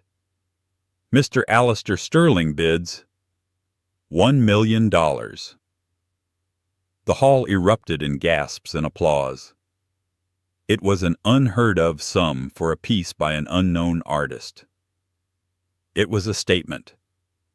Sterling wasn't just buying a brooch, he was investing in a legend. The gavel fell with a resounding crack. Sold to Mr. Alistair Sterling. Amelia stared at him, her eyes wide with disbelief. "Why would you do that?" she breathed. "Because he said his gay's serious and unwavering genius should be recognized, and because I want you to have the original back. Consider the money a grant and investment in AH Designs. I expect you'll be needing to scale up production very soon." The applause for the record-breaking bid eventually subsided, but the energy in the room remained fixated on Amelia. She was no longer just a guest. She was the event's biggest story. As the formal part of the evening concluded and people began to mingle more freely, a steady stream of admirers made their way to Sterling's table. Curators, gallery owners, fashion stylists, people Mark would have killed for a 5-minute meeting with, were now handing Amelia their business cards, their faces alight with enthusiasm. "A private showing, a feature in our spring issue. Would love to discuss a collaboration." It was a dizzying, intoxicating flood of validation. Amelia handled it with a grace that surprised even herself, thanking each person accepting their cards and promising to be in touch. Alistair Sterling remained by her side, a quiet, powerful presence who intervened only when someone became too pushy, deflecting them with a polite but firm word. He was her shield and her champion. Eventually, Mark made a final desperate attempt. He saw a momentary lull in the crowd around Amelia and approached the table, his face a pathetic mix of contrition and naked opportunism. Isabella was nowhere to be seen. She had apparently abandoned the sinking ship. "Amelia?" He began, his voice hoarse. "Can I have a word?" Before Amelia could respond, Sterling turned his cool gaze on him. He didn't raise his voice. He didn't have to. The sheer force of his disapproval was a physical barrier. "I believe you've said quite enough to Ms. Hayes for one evening," Mr. Thompson Sterling said, his tone leaving no room for argument. "You are no longer welcome at this table, or at this event." He gave a nearly imperceptible nod to one of his security guards who materialized at Mark's elbow. Mark's face crumpled. The final public rejection was complete. Defeated, he allowed the guard to escort him away. His shoulders slumped, a man utterly broken by his own arrogance. Watching him go, Amelia felt a final definitive severing of their past. The power he'd held over her for so long had evaporated completely. When the crowd had finally thinned, Alistair turned to her. "This is all a bit overwhelming, I imagine," he said, his insight surprising her. "Would you care for a moment of quiet? There's a private terrace upstairs with a view of the park." Amelia nodded, grateful for the offer of escape. I'd like that very much. He led her through a discreet door and up a winding staircase to a small secluded terrace. The cool night air was a welcome relief. Below them the lights of Central Park glittered like a fallen sky. The noise of the gala was a distant, muffled roar. They stood in comfortable silence for a few moments, leaning against the stone balustrade. I still can't quite believe any of this is real, Amelia said softly, looking out at the city. I assure you it is, Alistair replied. He turned to face her, his expression serious. Amelia, what I saw in your work tonight wasn't just talent. It was a unique voice, a perspective that is desperately missing in the world of high jewelry, which has become so commercial, so soulless. He paused, choosing his words carefully. I am not just a technology investor. My family's roots are in luxury goods. Decades ago, my grandfather founded Sterling & Co., a brand that was once synonymous with bespoke elegance. Over the years, it has lost its way, becoming just another name in a portfolio of assets. I have recently taken back personal control of the company. I want to restore it to its former glory. I want to bring back the artistry, the soul. Amelia listened, her heart beating a little faster. She had a feeling she knew where this was going, but it seemed too fantastic to be true. I am not looking for just a designer. Amelia, he continued, his gaze intense. I am looking for a partner, a creative director, someone with a vision to rebuild the entire aesthetic of the brand. I am looking for you. The offer hung in the air between them, as breathtaking as the view. Head designer, creative director of Sterling & Co. It was the kind of opportunity she had never even allowed herself to dream of. The little hobby that Mark had so casually dismissed was now being offered a throne. Me, she whispered. But I have no formal training, no experience running a department. You have something far more important, he interjected gently. You have a pure, undiluted vision. The rest can be taught. You will have any resource you require, any budget, a full team. Complete creative freedom. The only thing I ask is that you bring the same heart and soul that you put into that brooch into everything you create for Sterling & Co. Tears welled in Amelia's eyes, not of sadness or humiliation, but of profound, overwhelming gratitude. This man had not only saved her from the worst moment of her life, but he was now offering her the chance to live the life she had always been told was impossible. Why, she asked the question, genuine. Why me? You could have anyone in the world. Alistair looked away for a moment out at the city lights. Because, he said, his voice softer now with a hint of something personal, something vulnerable. I have spent my life surrounded by people who calculate every angle, who value things only for their price tag. They see a company and see a stock price. They see a person and see a connection to exploit. It's tiresome. When I saw your work, I saw something true, something made for the pure love of its own beauty. It reminded me that such things still exist. I want to be a part of that. I want to build something real with a real artist.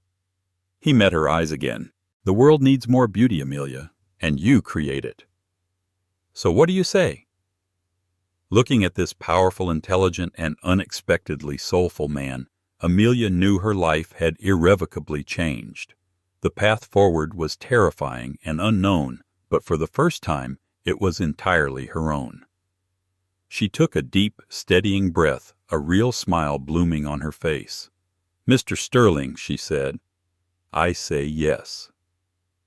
The months that followed the gala were a whirlwind of creation and transformation. Saying yes to Alistair Sterling was like stepping through a door into a different reality. On her first day, she wasn't led to a cubicle, but to a sprawling, sun-drenched design studio overlooking Fifth Avenue. It was a blank canvas of white walls, polished oak floors, and state-of-the-art equipment. It was hers. Alistair was true to his word.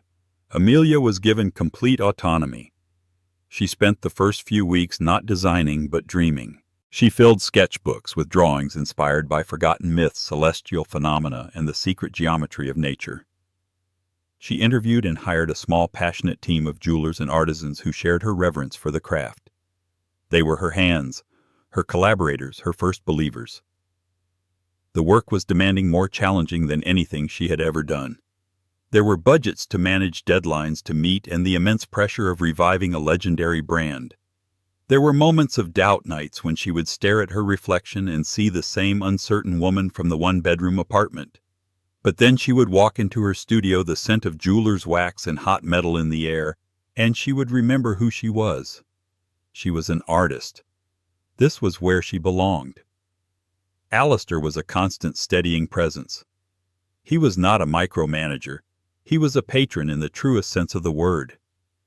He would visit the studio once or twice a week, not to inspect but to observe. He would watch fascinated as Amelia explained the story behind a new design, or showed him a wax model of a complex piece. Their relationship was strictly professional, yet it was imbued with a deep, unspoken respect and a growing friendship. He spoke to her as an equal, valued her opinion not just on design, but on business strategy and marketing. With him she felt not just seen but heard. She learned more about him too. He was a man who carried the weight of a dynastic legacy but possessed the heart of an innovator. He spoke of his grandfather, the original founder, with a reverence that touched her. He wanted to do more than make money. He wanted to create a legacy of his own, one built on beauty and integrity. In their shared purpose, Amelia found a profound sense of belonging.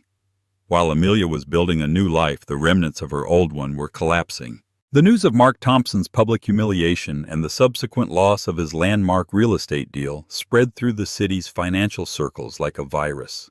His reputation was shattered. Partners pulled out, banks called in loans, and his company, which had been built on a foundation of aggressive deals and sheer bravado, began to crumble. Isabella Vance, whose attraction to Mark had been directly proportional to his net worth and social standing, did not stick around to witness the fallout.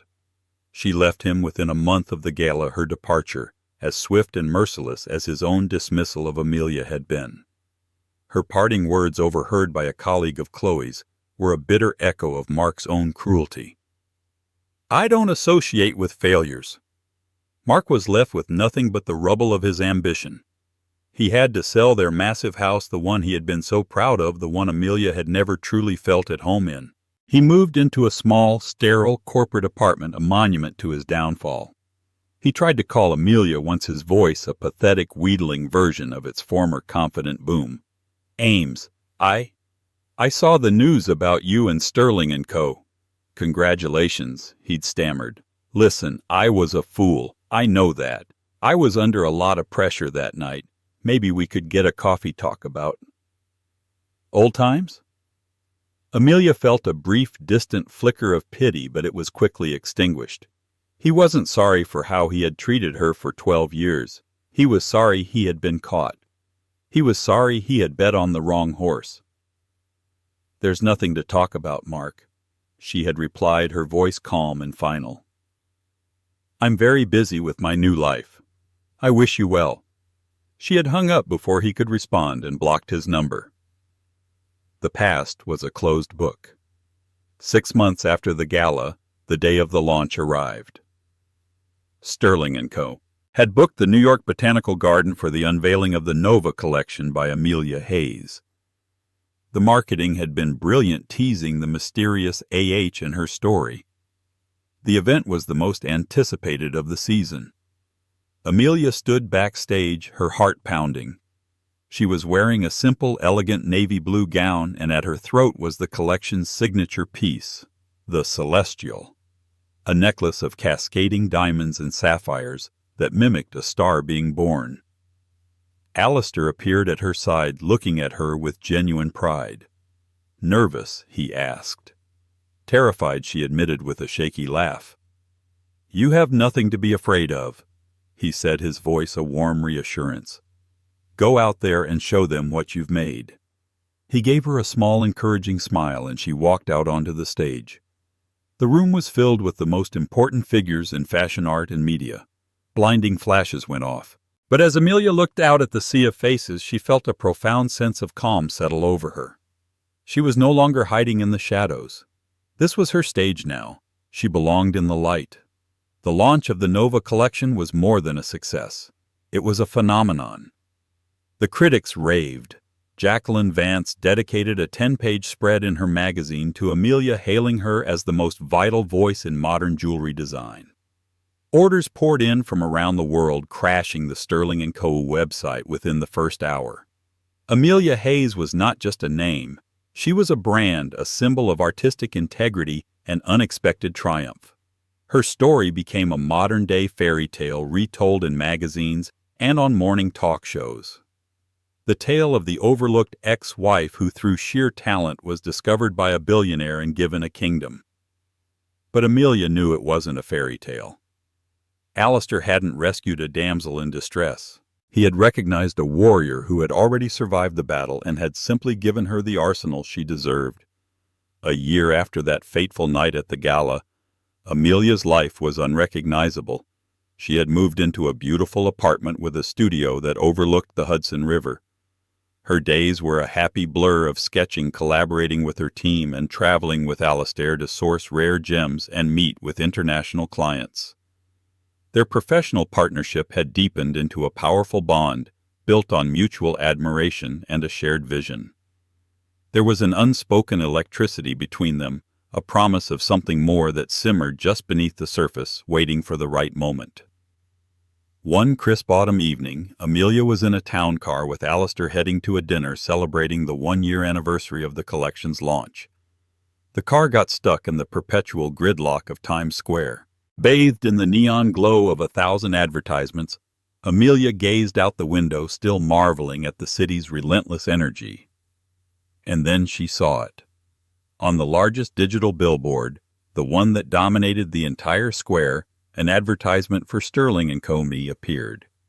It was a simple, elegant video, a close-up of a pair of hands, her hands skillfully shaping a piece of silver.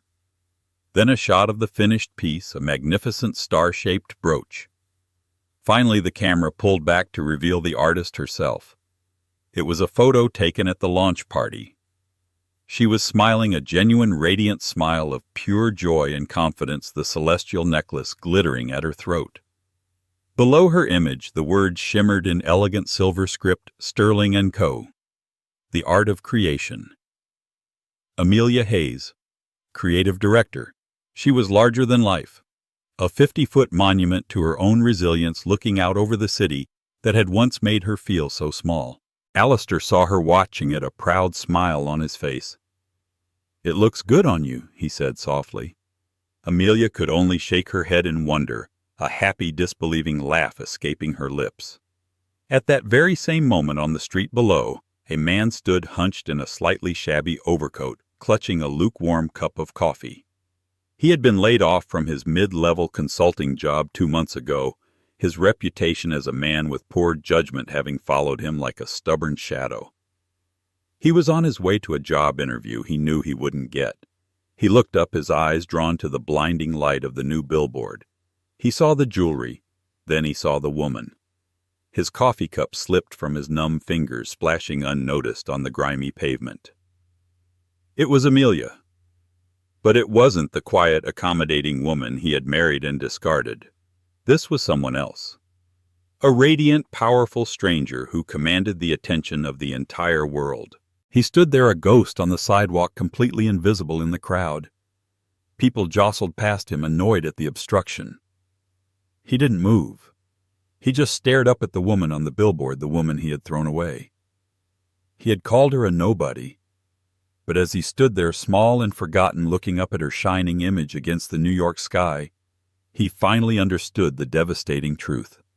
In their story, she was not the nobody. He was. And that's the incredible story of Amelia Hayes.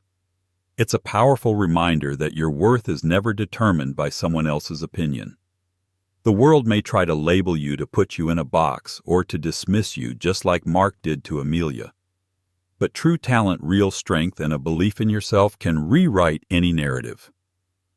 Amelia went from being publicly shamed to publicly celebrated, not because a man saved her, but because she had a gift within her all along that was just waiting for its moment to shine.